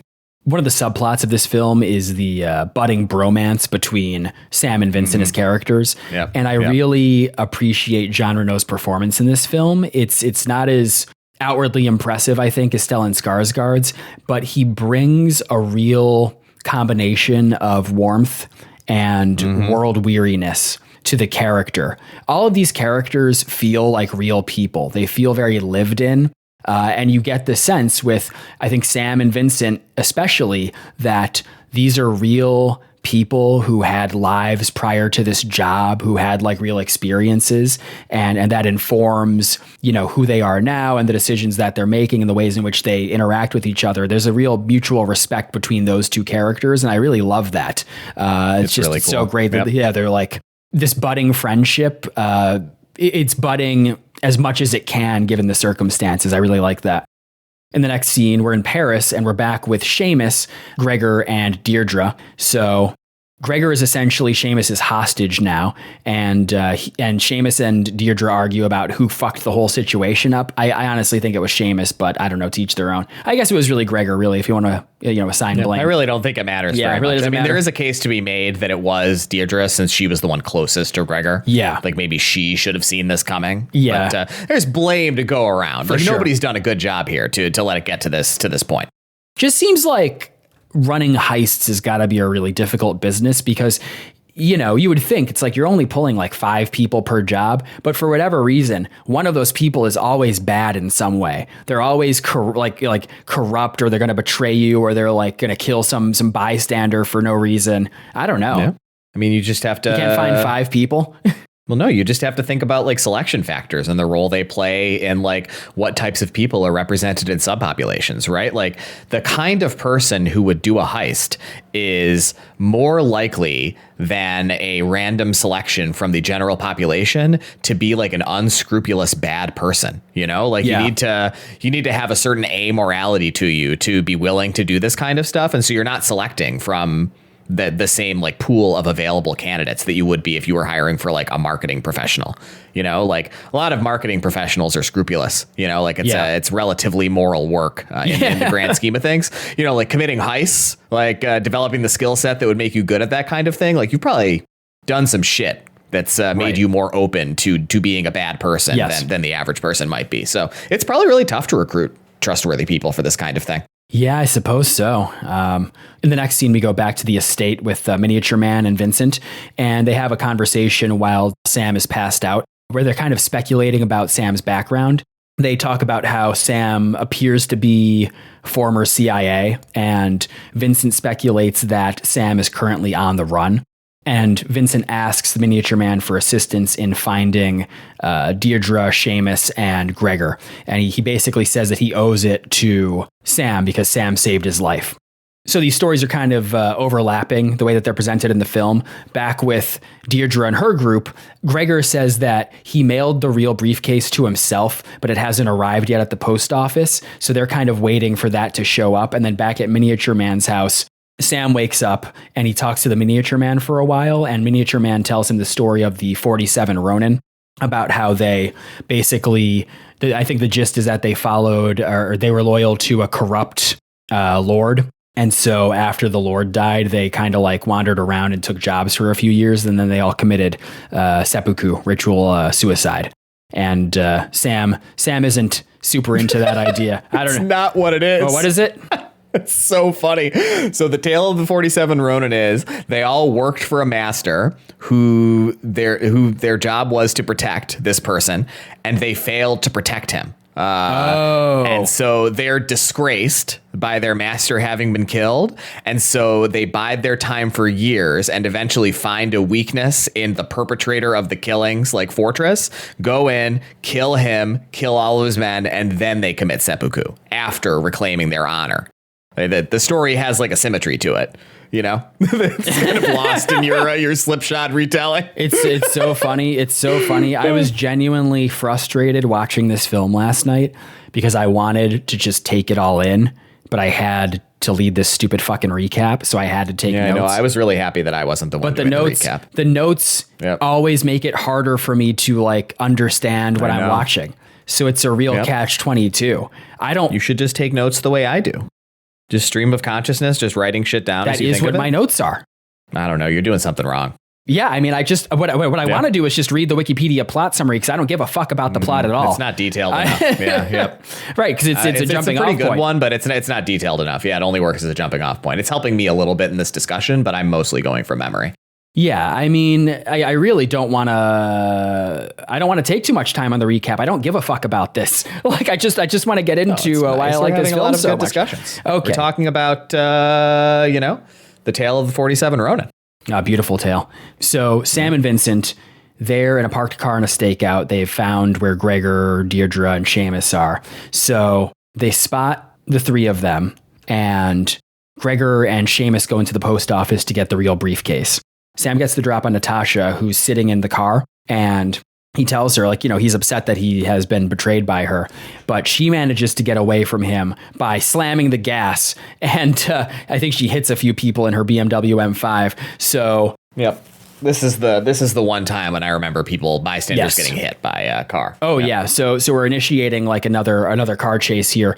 Sam gets into a car with Vincent. So Sam is driving this car and they get into another car chase. So they go like into a tunnel, cops get involved. They're like driving against the flow of traffic and they get back up onto the surface streets. There's car crashes, there's chaos. And this I did note, Deirdre nails a guy on a motorcycle, just fucking dusts him. So yeah, there's going to be collateral damage when you're doing this sort of thing in a crowded downtown area. They're driving into oncoming traffic on a highway because Seamus and Gregor have gotten back into the car at this point. Like they're all the players are moving. So they're driving into oncoming traffic. There's construction on this highway. It's like an unfinished section of highway. And Vincent is exchanging gunfire with Seamus, and he manages to shoot one of the tires out of the car that Deirdre's driving. So the car flips and it rolls off of this section of unfinished highway onto like a pile of dirt because there's construction occurring below. It's lucky there was a pile of dirt there for her. Yeah, I mean, they're not in great shape, but... just would have rolled forever. Yeah, Sam and Vincent start She'd blasting. Still be rolling. Yeah, that's today. True. Just you think it was 27 years later. You think it was downhill the whole way from... Forever. Yeah. It's just a permanent... It never ends. It's like permanent downhill slope, yep. Yeah, they end up in Atlantis. Sam and Vincent, there's like a gunfight. I don't know, like one of the cars explodes. I don't know. It's some shit. You have anything you want to say about this? I'm totally losing the plot here. You're doing a great job. Yep. Yeah. So later you're being too hard on yourself. It's been a great recap. Well, they lose the briefcase because Gregor they all manage to escape. It's a whole thing. So later on, Sam and Vincent, they're kind of recouping and they're discussing where to go from here. They hypothesize that Gregor will choose the Russians over the Irish. So they're trying to deduce where Gregor went. And while they're hanging out in this cafe or bar or whatever the fuck it is, they see a couple of children holding very similar cases to the fake briefcase that Gregor handed off to Sam and Vincent earlier in the film. So Sam notices this and kind of like that sparks his line of thought. And Vincent gets up and he follows the father with these two girls out of the place just to ask them like, hey, like, you know, what are those briefcases? What are those cases? And he's told that they hold ice skates. So they realize that Gregor didn't have the opportunity to make a fake case because he was always with the crew during this whole heist. So they realize that the Russians must have made it for him. So they need to find the Russians. Later pretty on, smart. Yeah, pretty smart stuff. Later on, they're at like a mechanic shop or something because they're trying to get another car or something. They look outside and they see across the street like a big poster for this Russian ice skating gala, starring the Russian bad guy's girlfriend. So they deduce that, okay, that's probably where the Russians will be. Like if you're looking for Russians who are in ice skating, this would be the place to do it. So that night, the ice skater and You ever go to a gala? No, I don't think That's I fun. have. Yeah, I'm sure it is. I don't know. It's fun to dress up. I don't know what excuse I would have to do so. Yeah, you just have to insert yourself into those kinds of communities, I guess. Yeah. You probably go to like one or two a year, I would say. We went to one 5 weeks ago, maybe 6 weeks ago. Caroline and I did. Oh, yeah. For adopted children's charity, I think. No, it's just a children's charity overall, I think. Yeah. So how did you insert yourself into that community? I got invited by a friend of mine who's on the board. Oh, okay. Yeah. Yeah, I'm running through the list of my friends right now. I don't see that happening for me anytime soon. Yeah. You don't have any friends who are on the boards of any nonprofits? I don't think so. Not locally. Yeah. I was kind of thinking while we were at the event that I might like to join the board because her term is ending. And I think that I would do well at the job that she has on the board. And I was really lucky. I sat next to the board chair, actually, at dinner. And so I really kind of talked myself up to him while we were sitting there. But then I realized I really don't have time to do it. You know, it made me feel kind of sad. Yeah. I feel like I need to be dedicated to our hero De Niro right now. You know, like I feel like if I have extra time to be doing some work outside of my job and my family, I probably should be working on the podcast. But it seemed like a good organization. It's a commitment. You know, I always say that this podcast is more important than the children, you know? Yeah, I've never said that, but sure. Listen, man, Children are our future, but our hero De Niro is our present. So, God, that's so profound. That's really powerful. Thank you. Back to my barely lucid retelling of the events of 1998's Ronin. So we're setting up the big final action set piece here, right? The big climax of the film. Essentially, the Russian guy, like, I don't know how much detail I want to bother sharing about this whole thing. Just watch the fucking movie. I agree. You should watch this one, like more than most of them that we've watched for the podcast so far. Russian guy shows up to the event. Sam and Vincent also show up. What happens is the Russian guy walks like back into it. He receives a call during the gala. Mickey. Yeah, Mickey. That's right. Okay. Mickey. That's right. Mickey. Yeah. So the Russian ice skater and her evil Russian boyfriend, Mickey, arrive at this gala. You know, there's crowds, whatever, photographers, a big event.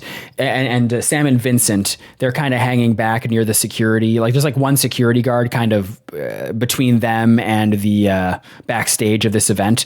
And they kind of talk the guy up and they learn that Mickey, his girlfriend, is the star performer and he watches the show in the audience every single night.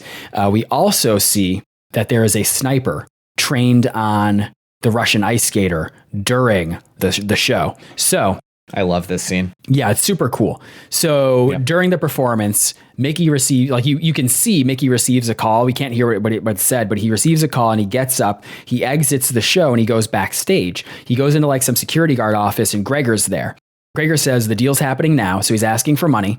And Sam and Vincent, they're kind of following and they're trying to catch up. So they have to knock the security guard out. They go through, like we get some more good character beats here. So I'm kind of glossing over all of this, but whatever. Gregor threatens Mickey. Essentially, he says, don't try to fuck with me. There's a sniper trained on your girlfriend right now. And if I don't call like soon to confirm that I'm still okay, and again in another 10 minutes, then they will shoot her. But Russian guy, Mickey, doesn't care, so he domes Gregor. Gregor is dead. And because he doesn't call Deirdre, who's wielding the sniper rifle. Deirdre shoots the ice skater and drops her. Here's what I love about this scene. We've gotten just enough of the figure skater on screen to like feel like a little bit of a connection to her. Like she's a little bit personified and humanized. Exactly. Yep.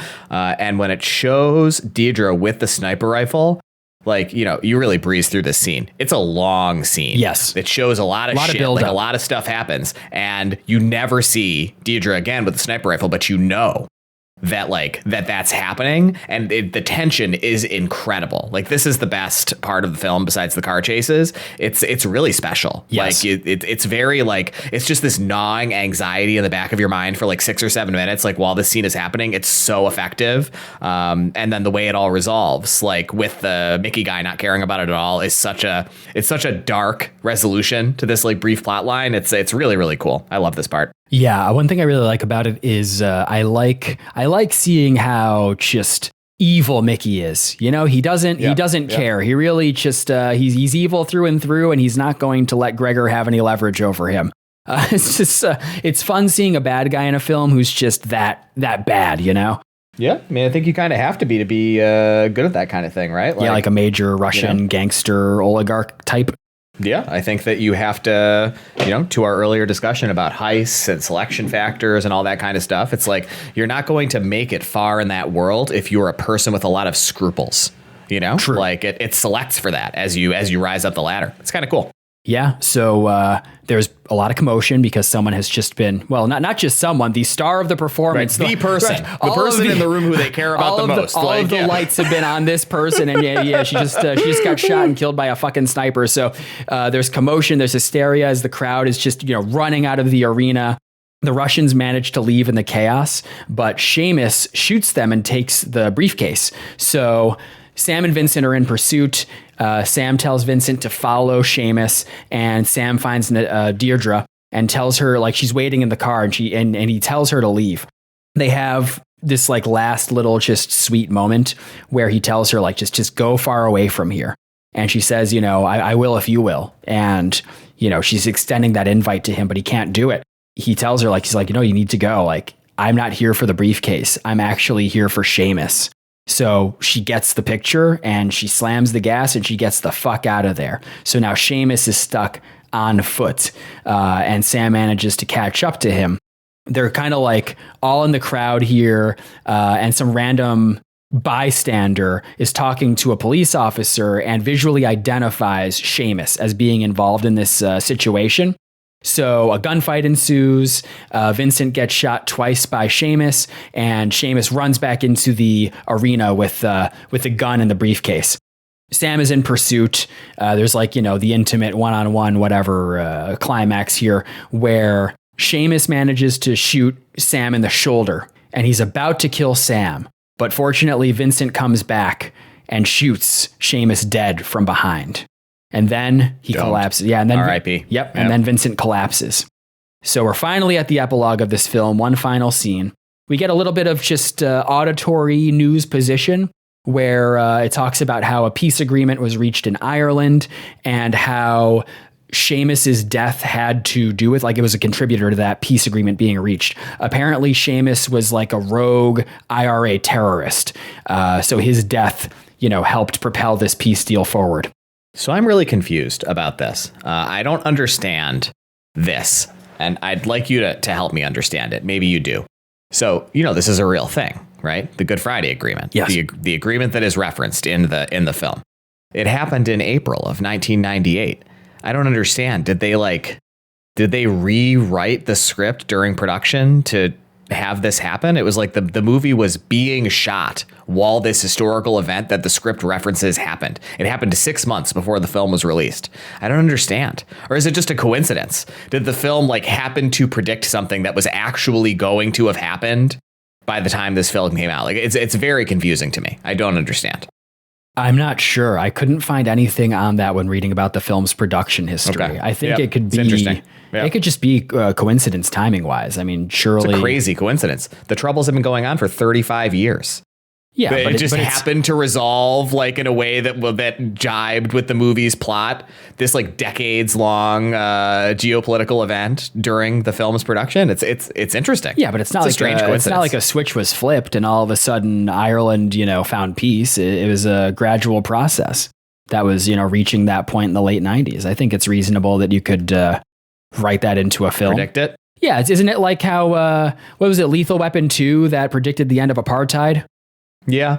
I don't know very much about the Troubles, honestly. So maybe by the mid 90s when they were writing the script, it was clearer to like onlookers that it was about to be over. But that just seems crazy to me. Why don't you write into ourherodeniro@gmail.com if you're like an expert in modern Irish and British history, and let us know what you think happened here. Yeah, please do. I would love some additional context. I did some reading about the Troubles, but not nearly enough to be able to speak on it in any great detail. It seems like a very complex historical topic. Yes. I only know what I learned in like cursory reviews in high school and college history. Yeah. So Sam and Vincent, they're hanging out in this cafe and they're having their final conversation. And, Sam, his arm is in a sling and he says, he's like, I can't even move my arm enough to pay for these drinks. And Vincent's like, it's fine, I gotcha. So Sam says, I'll get the next one. And of course, they both know that there's not going to be a next one. This is them saying farewell forever. Sam's also kind of looking at the entrance when a random woman enters, and Vincent tells him, he's like, Deirdre's not coming back. Like, you're not going to see her again, which Sam accepts. Sam gets up to leave. They go to part ways, and Vincent asks him what was in the case. And Sam tells him, I don't remember. And he leaves and he gets into the car with his CIA contact from earlier in the film and drives off. And after a beat, Vincent gets up. He walks out after Sam leaves and he just walks up the stairs next to the building and walks off alone. And that is the end of the film. And I have to say, before we get into our final ratings and discussion about this film, the ending kind of reminded me of Tenet. A little bit. Yeah. I don't know that these characters and actors have the kind of chemistry for me that John David Washington and Robert Pattinson have in Tenet, but it is nice. I agree. I think it's just like the wistful, bittersweet nature of the end of this friendship. It really reminded me of the final scene of Tenet in a nice way. Yep. It is nice. Do you understand the ending of this movie? So I don't get it. I'm trying to fit it in with the tale of the 47 Ronin. So is Sam like excommunicated from the American intelligence community and this is a way for him to earn his way back in? Or was he always a CIA double operative, like pretending to be a part of the heist? I didn't get it the first time I watched it, and I also still didn't get it this time. Like thematically, it would make more sense for him to be on the run, excommunicated, and this is a way for him to like clear his name, essentially, like doing this job. But I feel like nothing in the text really suggests that other than the 47 Ronin allegory. So I don't know. What's your take on the ending of this film? Yeah, I've gone back and forth on that in the 3 times that I've watched this film, but I guess there's nothing to suggest that he's active CIA. I get the sense that he's operating as a freelance mercenary and that his job was actually not the job that he was ostensibly showing up for, that he was reporting to someone other than Deirdre and Seamus. Like he wasn't actually the guy. Right, exactly. Like the CIA guy he rides away with. Yeah. So I think he's out of the system, but I do get the sense, because you're right, the thematic resonance implies that he is like a masterless Ronin, freelance mercenary wandering around, moving from job to job. But I didn't get the sense that he was still a part of the system. I don't know. Yeah. What do you think? Maybe he's like an asset trying to earn his way back in, I guess. Like maybe he's got a death warrant out for him, and like Who this knows? is like he's got some handshake deal with the State Department or whatever that they like won't come after him if he helps with this Troubles related thing. Yeah. That would make sense. That's kind of my read. It makes sense thematically, but the text is really unclear about it in a way that I think also is cool. I mean, I like that. Like, I like the ambiguity. Yeah, And I it's think really, really cool. And I think it makes total sense for the CIA to utilize those sorts of operatives who are like freelance mercenaries, where they get that plausible deniability, where they're not agency assets. Someone who's highly skilled and located in France or Europe or whatever. I think it makes total sense. But I like that there is. Well, I think he is ex-CIA. Yes. Is what I'm saying. That's what I'm saying. Yeah. Right. Yeah. I don't disagree. But yeah. Okay. Well, anyway, sure. Well, let's bring it over. I'm so glad we're done with that recap. As much as I love that film, I thought it was beautiful. And I'm really excited to get into our final ratings. Mike, Obviously, I usually start with the person who isn't leading the recap, but I know you also have some inside information. You have wife of the pod, friend of the pod, Caroline's wife of final the pod, rating. friend So of the pod, Caroline. would you like to start with her rating or your own final thoughts? No, Caroline loved this movie. She told me earlier today when I texted her that she gives it 4.5 stars. Wow. And unfortunately, she still hasn't written a review, so we don't have anything else from her here. But yeah, she really loved it. When it ended, she said, "Wow, what an incredible movie!" Wow. And she's right. It's really, really good. I will be honest, I wouldn't have guessed that. You know, like there's some overlap between her and my taste in films, but I would not have guessed that this clinical, austere, old school action espionage thriller would be her cup of tea. Well, she probably liked the Gary Gygax cameo. Yeah, that's true. It's like her her nerd Jesus. No, I mean, I think it's just really good, right? I think it's the kind of film that you like, because this isn't the kind of thing that I usually like either, to be honest. But I love this film. I think that in the way that really good examples of any genre of film can be legible and appreciable to even a layperson, like I don't think that I have any. Right, we talked during the Pizza Takes episode about my invitation to any listener to disregard my opinion on any topic about which I am not well versed. And action films are one of those things. Like that's not something that I know very much about. And I would encourage you to disregard my opinions, when Mike and I have disagreements about this kind of thing, because he's much more knowledgeable about the topic than I am. But I think Ronin is one of those things where it's like, I don't know, you should be able to appreciate it even if you don't like that kind of thing. Well, on that note, what are your final rating and thoughts on Ronin? Yeah, I really loved it this time. I liked it more this time when I had already kind of seen it and knew where it was going to go. So I feel like I could see the contours of it a little bit more.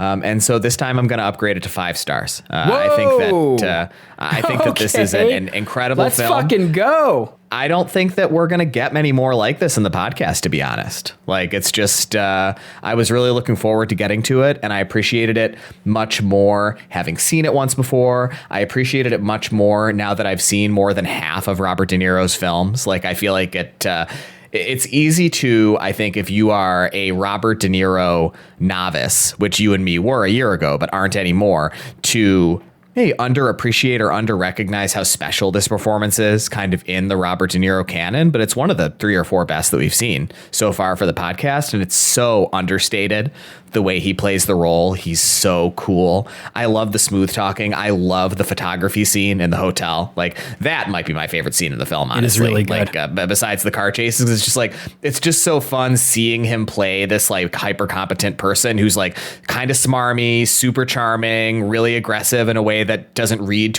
as aggressive to the people whom he's domineering with his aggression. Like, it's a real masterclass in complicated acting and an amazingly charismatic De Niro performance, and I love it. Yeah, couldn't possibly recommend it any more highly. We should go back and add it into the beginning of the episode, like one of those pauses we'll do to give people time to just watch the movie, because like I hope everybody listening just stopped at the beginning and decided to watch the film, because it's the way to hear about it, I think, is to have already seen it.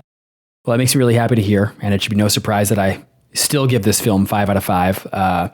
It is one of my favorite Robert De Niro films that I've seen so far. It is one of my favorite films in this genre entirely. It's one of my favorite car chase movies. It's one of my favorite espionage heist movies. The thing about Ronin is I want to make the case for it, right? My case for Ronin is that it is a perfectly executed genre picture. So a point of comparison would be 2001's The Score, which we reviewed on this podcast a while back. And that was a small-scale heist movie starring Robert De Niro and Edward Norton. And we liked that film a lot. It's a very entertaining, well-constructed thriller, but it was flawed.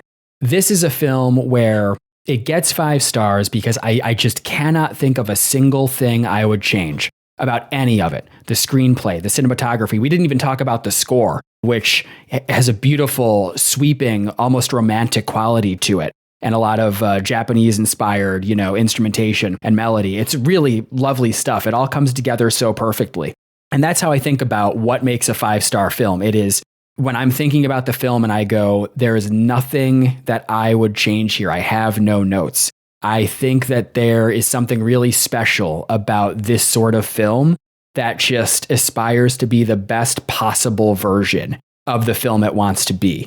It is just a case of incredibly disciplined direction by John Frankenheimer. Like, it's not very flashy, it's not super bombastic or over the top or anything like that, but it is just crafted so exceptionally. It actually, this is going to be a little kind of a crazy digression, but it reminded me of a YouTube video that I saw a few months ago that was recommended to me by my algorithm.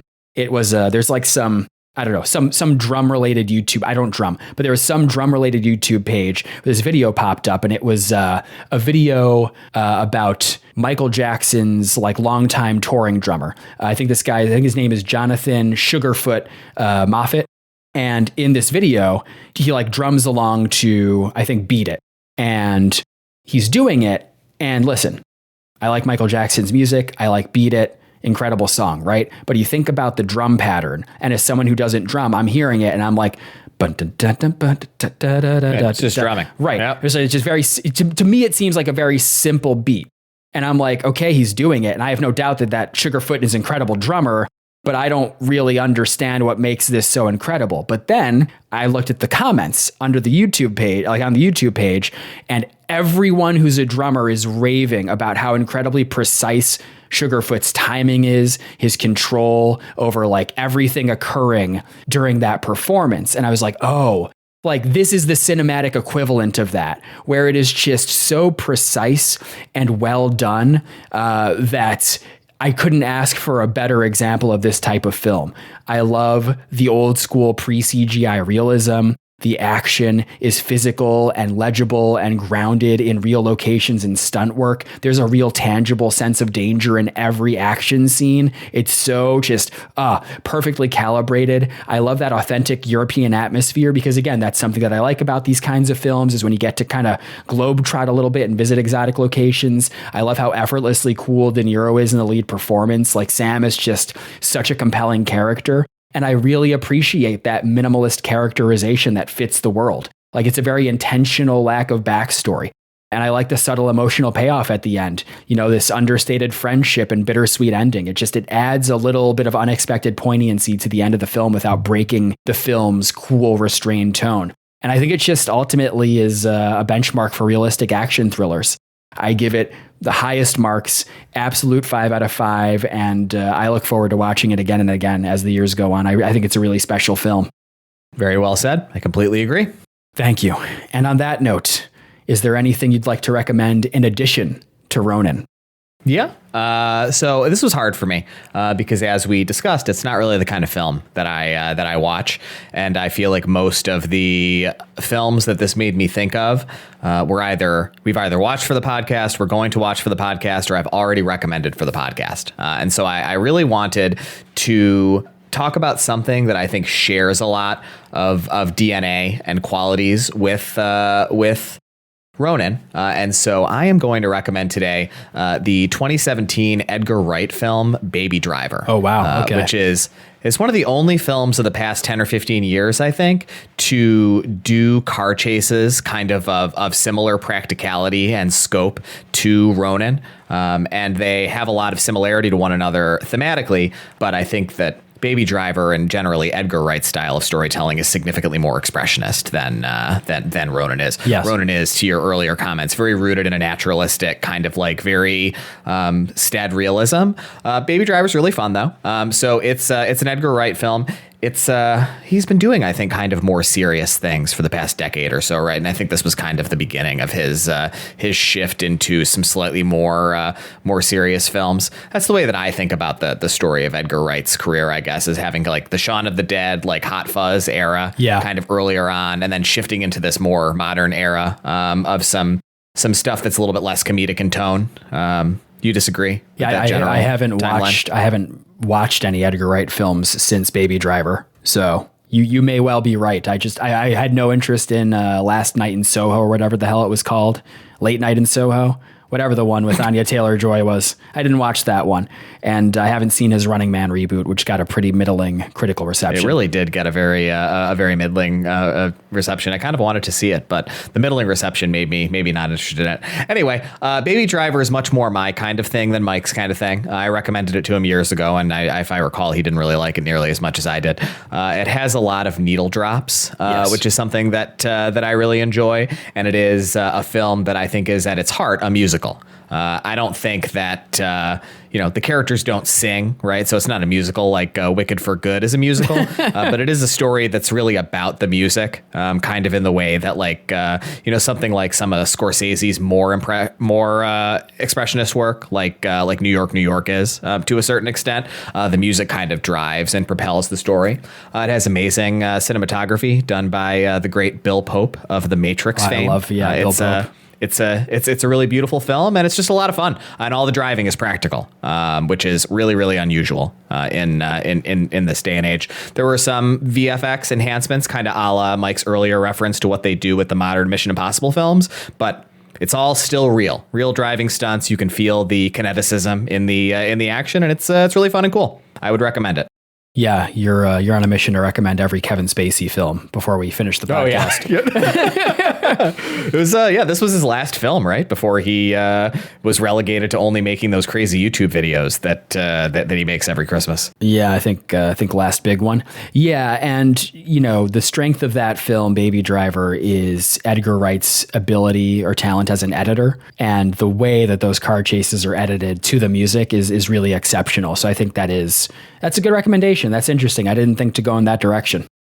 Well, what about you, Mike? What are you going to recommend today in addition to Ronin? So I went in a very different direction for this because I thought about, what are the most famous car chases in film? And again, like the longer we do this podcast, the more difficult it is. You've already recommended The French Connection, right? We recommended The French Connection and other films of that nature. So I was like, I need to keep watching movies so that I can have recommendations teed up for this podcast. So I actually went with the film that I watched for the first time last year and really unexpectedly enjoyed, like more than I thought I would.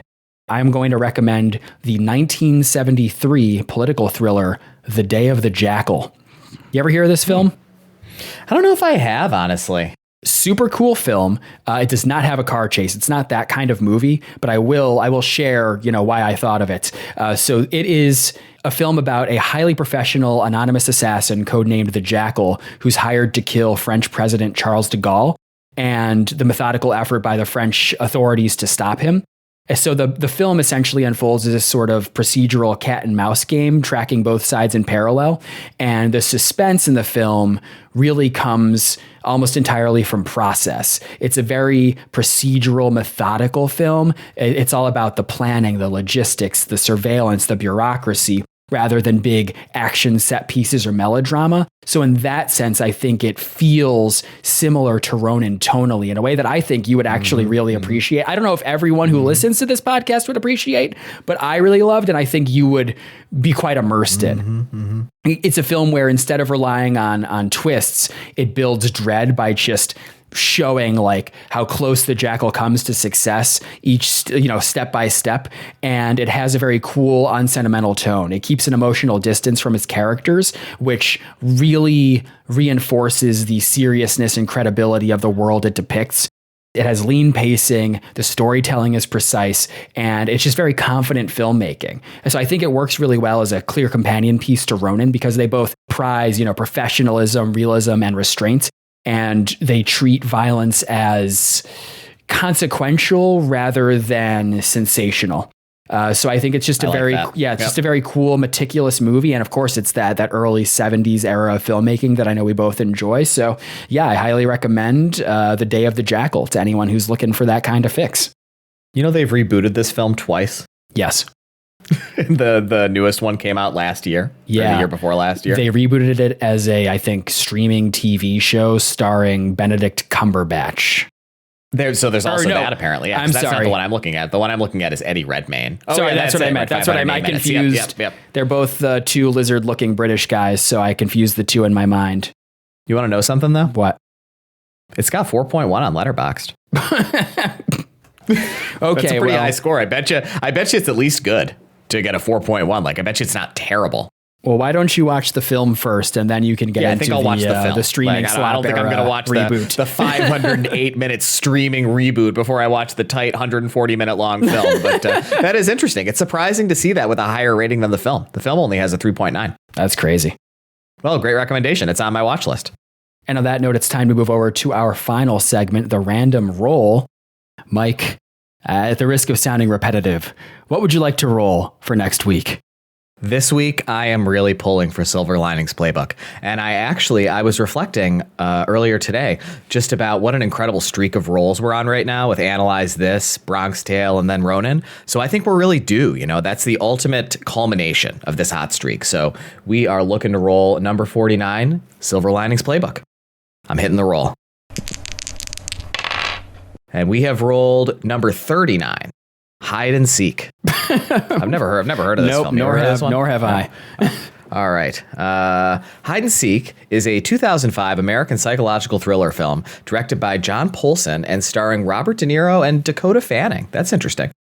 Let's see. Looks like it was a pretty significant box office success. 127 million gross on a 25 million budget, and bit of a dud critically. Says it's got a 12 on Rotten Tomatoes. So it's interesting. It's going to be an interesting film. 2005.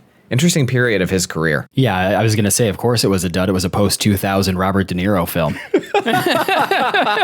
Surely we'll get some good ones sometime. Yeah, sure. I mean, once we're, wasn't Meet the Fockers or Little Fockers after 2000? Yeah, 2010. Do you think Little Fockers is going to be good? We're going to love them. They're going to be a blast. Yeah. Really getting a glimpse into how your mind operates. The twisted mind of Mencia. Oh, well, there you go. That's, it's exciting to just do another week of the podcast, though I really would have thought we'd have rolled Silver Linings Playbook, honestly. Yeah, the hot streak's over, and it's time for me to read us out. There you go. I'd like to take this time to thank all of the citizens of De Niro Nation for listening week in and week out. I'd like to thank Caroline for our beautiful podcast artwork. Please follow Mike and I on Letterboxd. I'm Mike back at you, and he's Mike the Fab. Email us with literally anything you've got at ourherodeniro@gmail.com. Rate us 5 stars on Apple Podcasts or Spotify. And find us on all social media platforms at allmylinks.com/ourherodeniro. That's Instagram, that's Threads, that's X, the everything app. All the big ones, all the hits. Posts. They got posts on X. They have posts, that's right. They don't do tweets anymore. And we'll see you next week with Hide and Seek. See you guys next week.